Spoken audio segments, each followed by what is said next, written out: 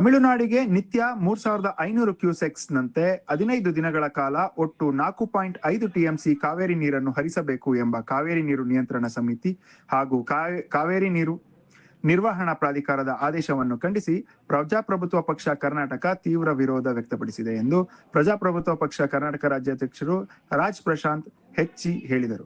ಕಾವೇರಿ ನೀರು ಕರ್ನಾಟಕದಿಂದ ತಮಿಳುನಾಡಿಗೆ ಬಿಡಲು CWRC ಹಾಗೂ CWMA ಅವರು ಕಾವೇರಿ ನೀರು ನಿಯಂತ್ರಣ ಸಮಿತಿ ಹಾಗೂ ಕಾವೇರಿ ನೀರು ನಿರ್ವಹಣಾ ಪ್ರಾಧಿಕಾರ ಆದೇಶವನ್ನು ಹೊರಡಿಸಿದೆ.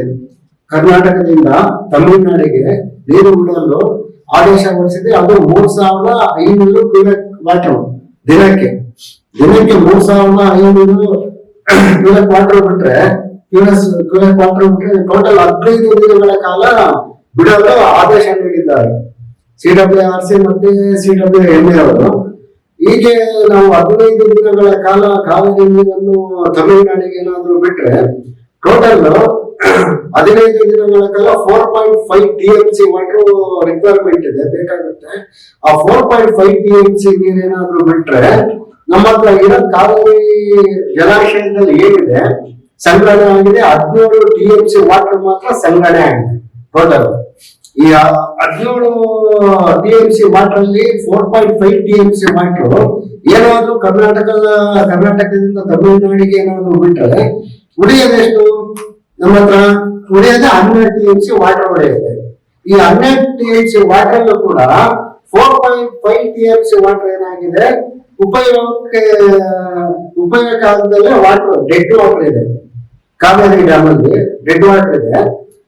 ಹಾಗಾಗಿ ಇನ್ನು ಉಳಿದಿರೋದು ಬರೀ 7.5 TMC ವಾಟರ್ ಏನಿದೆ. 7.5 TMC ವಾಟರ್ ಇದು ಕರ್ನಾಟಕದ ಜನತೆ ಕಾವೇರಿ ನದಿ ತೀರದಲ್ಲಿ ಏನಿದ್ದಾರೆ, ಈ ಮೈಸೂರು ಭಾಗದವರಾಗಿರ್ಬೋದು, ಮಂಡ್ಯದವರಾಗಿರ್ಬೋದು, ಚಾಮರಾಜನಗರದವರಾಗಿರ್ಬೋದು, ರಾಮನಗರದವರಾಗಿರ್ಬೋದು,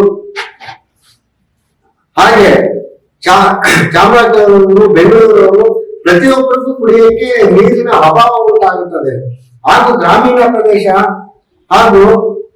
ಪ್ರದೇಶದಲ್ಲಿ ಬೆಳೆ ಬೆಳೆಯಲು ಸಹ ನೀರಿಲ್ಲದೆ ರೈತರು ಕೂಡ ಕಂಗಾಲಾಗಿದ್ದಾರೆ.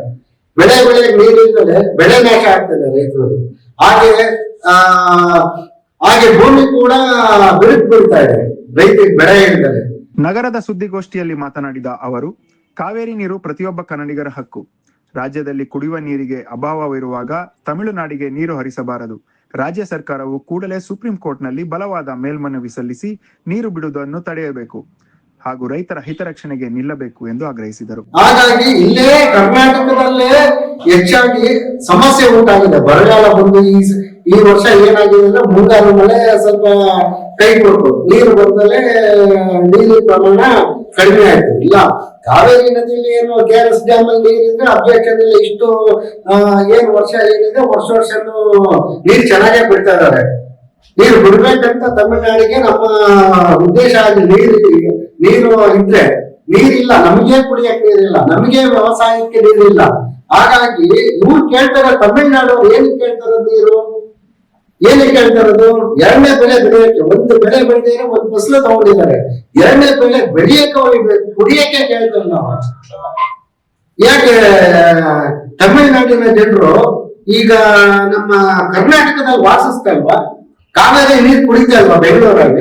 ಬೆಂಗಳೂರಲ್ಲಿಲ್ವಾ, ಮೈಸೂರಲ್ಲಿಲ್ವಾ, ಮಂಡ್ಯದಲ್ಲಿಲ್ವಾ, ಚಾಮರಾಜನಗರದಲ್ಲಿಲ್ವಾ, ರಾಮನಗರ, ಚನ್ನಪಟ್ಟಣ, ಪ್ರತಿ ಕಡೆನೂ ತಮಿಳು ಜನ ಇದ್ದಾರೆ. ಅವರಿಗೆ ಅನ್ವಯಿಸಲ್ವಾ? ಏನು ತಮಿಳುನಾಡು CM ಆಗಿರೋ ಜೋಸೆಫ್ ವಿಜಯ್ ಅವರಿಗೆ ಅನ್ವಯ ಆಗಲ್ವಾ? ಅದು ಬರೀ ಅಲ್ಲಿರೋ ಮಾತ್ರ ಕಡೆಗಣಿಸ್ತಾರೆ. ಯಾರೋ ತಮಿಳನ್ಸ್ನ ಅಲ್ಲಿರೋರು ಮಾತ್ರ ಓಟ್ ಹಾಕಿ ಅವ್ರಿಗೆ ಗೆಲ್ಸಿದಾರಲ್ಲ, ಅಲ್ಲಿರೋರಿಗೆ ಸಪೋರ್ಟ್ ಮಾಡ್ತಾರೆ. ಇಲ್ಲಿ ತಮಿಳುನಾಡು ಜನ ನೀರು ಕುಡಿತಲ್ವಾ? ತಮಿಳುನಾಡವರು ವಾಸಿಸ್ತಾ ಅಲ್ವಾ? ತಮಿಳುನಾಡು ಜನವರಿಗೆ ಇಲ್ಲೇನು ಅವರಿಗೆ ಭೂಮಿ ಇಲ್ವಾ? ಬೆಳೆ ಬೆಳೀತಾ ಇಲ್ವಾ ಇಲ್ಲಿ? ಅದೇ ಕನ್ಸಿಡರ್ ತಗೊಂಡಿಲ್ಲ ವಿಜಯ್ ಅವರು. ಬರೀ ತಮಿಳ್ನಾಡು ಮಾಡಿ ಅವ್ರು ಅರ್ಥ ಮಾಡ್ಕೊಬೇಕು. ಕರ್ನಾಟಕದ ನೀರು ಬರಗಾಲ ಯಾವ ತರ ಇದೆ, ನೀರಿನ ವ್ಯವಸ್ಥೆ ಯಾವ ತರ ಇದೆ, ನಮಗೆ ಕುಡಿಯೋಕೆ ನೀರಿಲ್ಲ ಅಂತ ಹೇಳಿದ್ರೆ ತಮಿಳ್ನಾಡಿಗೆ ಯಾವ ತರ ಬಿಡಬೇಕು. ಹಾಗಾಗಿ ಮೊನ್ನೆ ಸಿಡಬ್ಲ್ಯೂಆರ್ಸಿ ಕಾವೇರಿ ನೀರು ನಿಯಂತ್ರಣ ಸಮಿತಿ ಹಾಗೂ ಕಾವೇರಿ ನೀರು ನಿರ್ವಹಣಾ ಪ್ರಾಧಿಕಾರ ಕರ್ನಾಟಕ ವಿರುದ್ಧನೇ ಅವರು ಹೇಳಿಕೆಯನ್ನು ಕೊಟ್ಟಿದ್ದಾರೆ. ನೀರು ತಮಿಳುನಾಡಿಗೆ ಬಿಡಲೇಬೇಕು ಅಂತ ಆದೇಶವನ್ನು ಹೊರಡಿಸಿದ್ದಾರೆ. ಈ ಆದೇಶದ ವಿರುದ್ಧ ನಮ್ಮ ಪಕ್ಷ ಪ್ರಜಾಪ್ರಭುತ್ವ ಪಕ್ಷ ಕರ್ನಾಟಕ ಏನಿದೆ ಖಂಡಿಸ್ತೇವೆ ಈ ಆದೇಶವನ್ನ. ಇದನ್ನೇ ಏನಾದ್ರು ಮುಂದುವರಿಸೋದಾದ್ರೆ ಈಗ ಕರ್ನಾಟಕ ರಾಜ್ಯದಲ್ಲಿ ಕಾಂಗ್ರೆಸ್ ಪಕ್ಷ ಆಡಳಿತದಲ್ಲಿದೆ. ನಾವು ಅವ್ರಿಗೆ ಮನವಿ ಮಾಡ್ಕೊಂಡು ಬಂದ್ರೆ ಡಿ.ಕೆ. ಶಿವಕುಮಾರ್ ಅವರಿಗೆ, ಸರ್ ನೀವು ಮೇಕೆದಾಟು ಯೋಜನೆಯಲ್ಲಿ ಪಾದಯಾತ್ರೆಯಲ್ಲಿ ಕಾವೇರಿ ನೀರಿನ ಪರವಾಗಿ ಹೋರಾಡ್ತವ್ರು, ಹಾಗಾಗಿ ಹೋರಾಡಿದ್ದೀರಾ, ಹಾಗಾಗಿ ನೀವು ಯಾವುದೇ ಕಾರಣಕ್ಕೂ ತಮಿಳುನಾಡಿಗೆ ನೀರು ಬಿಡಲ್ಲ ಅಂತ ನೀವು ಕರ್ನಾಟಕವನ್ನು ಬೆಂಬಲಿಸಬೇಕು. ಸುದ್ದಿಗೋಷ್ಠಿಯಲ್ಲಿ ಉಪಾಧ್ಯಕ್ಷರಾದ ಹುಣಸೆಮಕ್ಕಿ ಶಂಕರ್, ಪ್ರಧಾನ ಕಾರ್ಯದರ್ಶಿ ಶಾಮು, ಚಂದ್ರ ಉಪಸ್ಥಿತರಿದ್ದರು.